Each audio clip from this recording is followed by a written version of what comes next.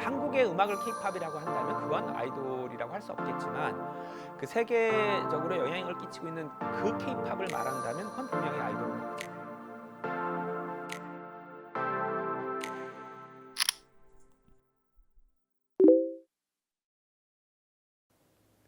방송에서 말하기 너무 유치한 이유인데요. 그냥 그때 그 젊은 혈기에 막 계속 제가 왠지 더 특별한 일을 할 수 있을 것 같은, 그냥 가수 하나 하는 것보다도 더 특별한 일을 할 수 있을 것 같다는 생각이 막 안에 있었어요. 그래서 가수로 성공하는 것 갖고는 양이 안 찼어요. 더 힘든 일, 더 특별한 일들을 하고 싶어서 가수 하면서 회사도 해야지 뭐 이런 생각했던 것 같아요. 가수 하면서 음악도 만들고 회사도 해야지. 이 정도 해야 그 열정이 다 발산이 될 것 같았어요.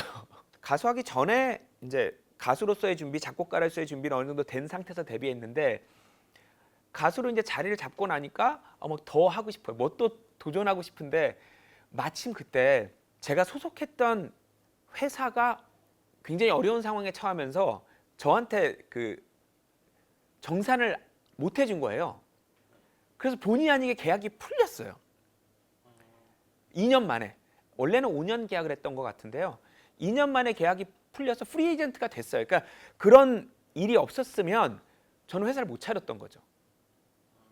그냥 나 왠지 좀 특별한 사람인 것 같은데 진짜 특별한지 아닌지 확인하고 싶은 마음이 너무 컸던 것 같아요. 그래서 막 힘든 일, 막 무모한 도전들을 막 해보면서 실패하면 실패하는 거고, 성공한다면 내가 생각했던 내가 틀리지 않았구나. 그걸로 가득 차 있었던 것 같아요, 머리가. 정말 그야말로 외국 가수들의 영상들을 보면서 각자 연습하는 거였어요. 그 당시에 이제 미국 가수들, 일본 가수들이 저희보다 수준이 높은 가수들이 많았기 때문에 그들의 영상을 보면서 노래도 춤도 흉내내는 거였죠. 최소한 이쪽에 있었던 한국 사람들이 정말 눈썰미랑 재능이 좋은 것 같아요. 지금 보면 어떻게 이렇게 영상만 보고 다들 따라했는지. 따라하는 거에서 안 끝나요. 그 다음 또 응용을 해요. 그런 면에서는 좀 민족적으로 소질이 있는 것 같기도 해요. 그 일본 가수분들 중에는 주랑 LL 브라더스라는 두 팀이 댄서들 사이에서 가장 많은 영향을 받았던 두 팀이에요.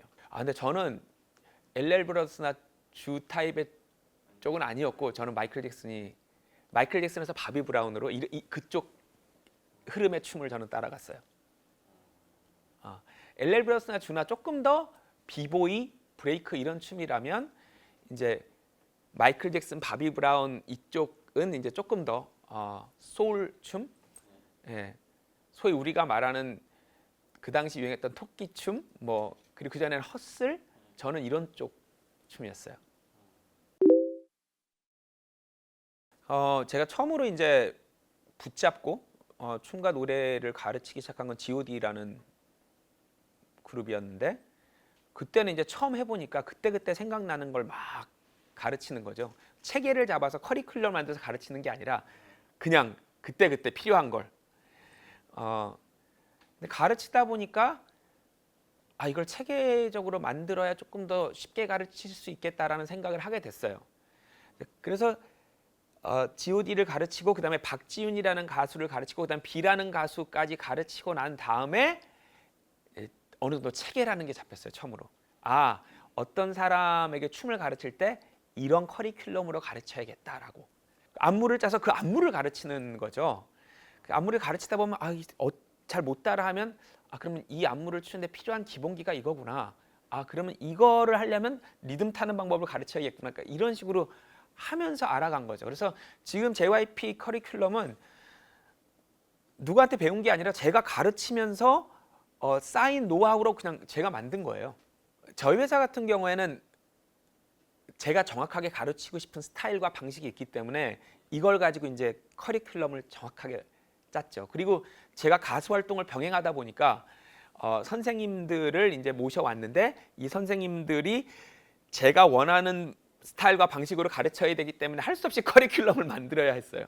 그게 이제 지금 발전돼 내려와서 지금의 JYP 커리큘럼이 됐죠. 굉장히 다양한 교육을 제공하지만 핵심적인 거 5개는 노래, 춤, 외국어, 인성, 건강, 5가지에 대해서 체계적으로 가르칩니다. 영어, 일어, 중국어 이 3가지 중에 보통 한 가지를 배우는데요. 보통 가수의 활동 계획에 따라 언어를 고릅니다. 어떤 팀은 일어를 먼저 배우고 어떤 팀은 영어를 먼저 배우고 어떤 팀은 중국어를 먼저 배우고. 일단 저는 다른 기획사 상황은 솔직히 잘 모릅니다. JYP에서 제일 중요하게 생각하는 건 일단 본인 성적 관리고요. 왜냐하면 여기서 연습생을 한다고 무조건 데뷔하는 게 아니라 월말 평가 같은 시스템을 통해서 이제 계속 그 친구의 성장 속도나 성장 가능성을 평가하다가 확률이 높지 않다고 생각하면 이제 미안하지만 내보내게 되는데, 그때 다시 학교에 돌아가더라도 잘 적응할 수 있도록 하는 게 우리 의무라고 생각을 해서, 성적이 이제 너무 떨어져 버리면 사실 돌아가기가 어려서 그 부분을 철저하게 관리하고요.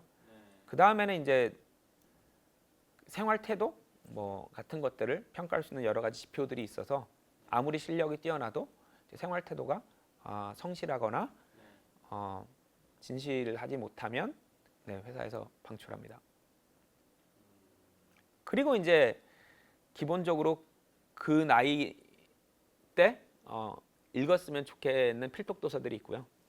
그것들을 읽고 이제 감상문을 쓰도록 하고 그런 교육도 같이 하고 있습니다. 그리고 성교육 같은 것도 하고 있고요. K-팝이라는 신드롬이 일어난 가장 핵심적인 근원을 저에게 물어본다면 저는 태도라고 생각해요. 아티스트의 태도, 기획사의 태도. 팬들을 위해서 어디까지 희생할래? 그 희생할 수 있는 범위가 전 세계에 있는 다른 기획사나 다른 아티스트들과 달라요. 그 지점이. 근데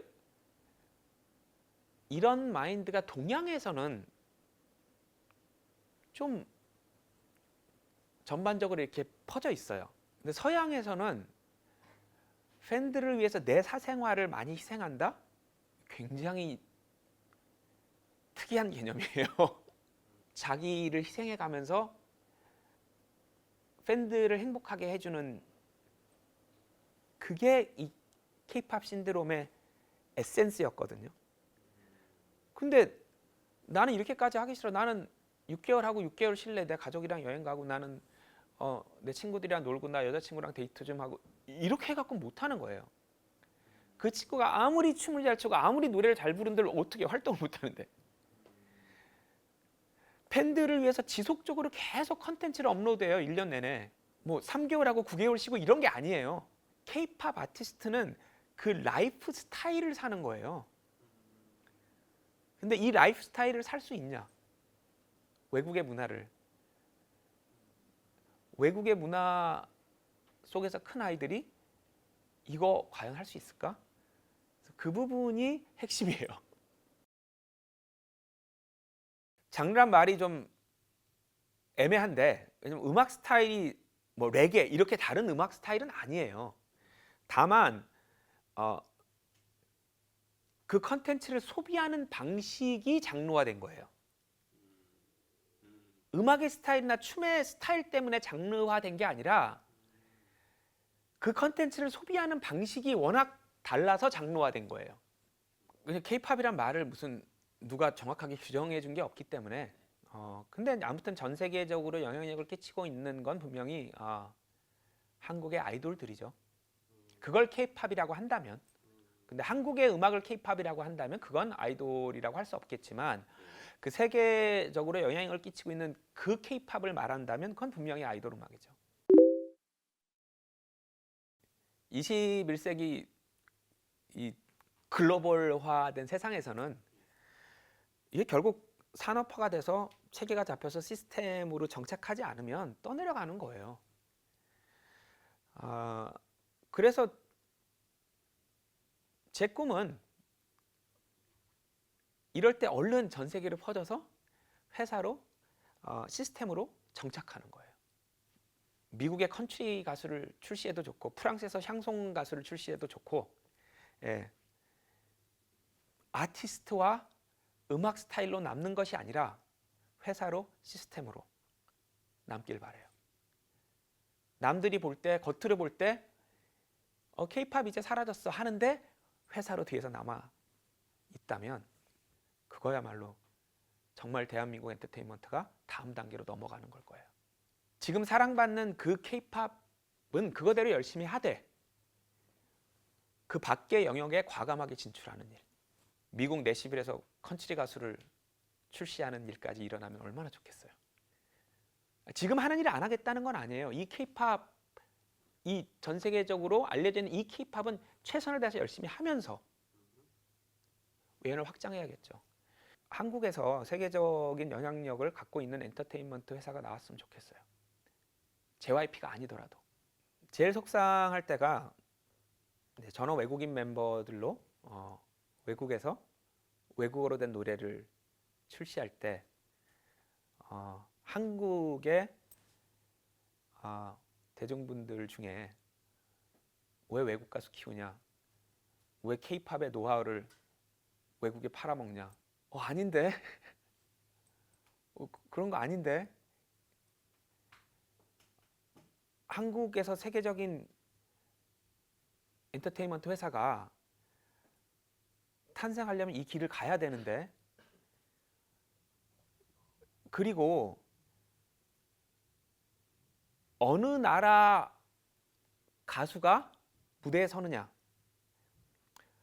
어느 언어로 노래를 하느냐 보다 중요한 건 IP예요. 지적 재산권을 누가 가지고 있느냐거든요. K-팝의 정의가 바뀌어야 될 때가 오고 있어요. 가수가 어느 나라 사람이야, 가사가 어느 나라 말이야가 아니라 IP가 누구 소유야? 외국 회사가 한국인들로 그룹을 만들어서 한국어로 된 노래를 출시했어요. 한국 회사가 외국 가수들을 데리고 외국어로 된 노래를 출시했어요. 어느 게 K-팝이죠? 이 고민을 좀 해주셨으면 좋겠어요. 저희가 힘차게 세계로 달려나갈 수 있게. K-팝에 대한 너무나 많은 분석 기사들과 설명들이 있었죠. 다 맞는 얘기예요. 그러나 정작 그 속에 있는 저희는 좀 매일 전쟁을 치르고 있기 때문에 사실 이런 거를 말씀드릴 기회가 별로 없었죠. 너무 바쁘니까 매일 칼 들고 총 들고 전쟁 중이니까 지금 이 상황이 전쟁이 어떻게 되고 있는 거냐면 이렇게 설명할 기회가 없으니까 이제 외부에서 바라보는 시선으로 물론 다 날카롭고 정확한 비평들이지만 분석을 외부에서 하는 거죠. 근데 실제 안에서 어떤 일들이 일어나고 있는지 말씀드릴 기회가 없었는데 또 이렇게 마침 기회가 돼서 안에서 바라보는 시각에 대해서 설명해 드릴 수 있어서 저희도 의미 있었던 것 같습니다.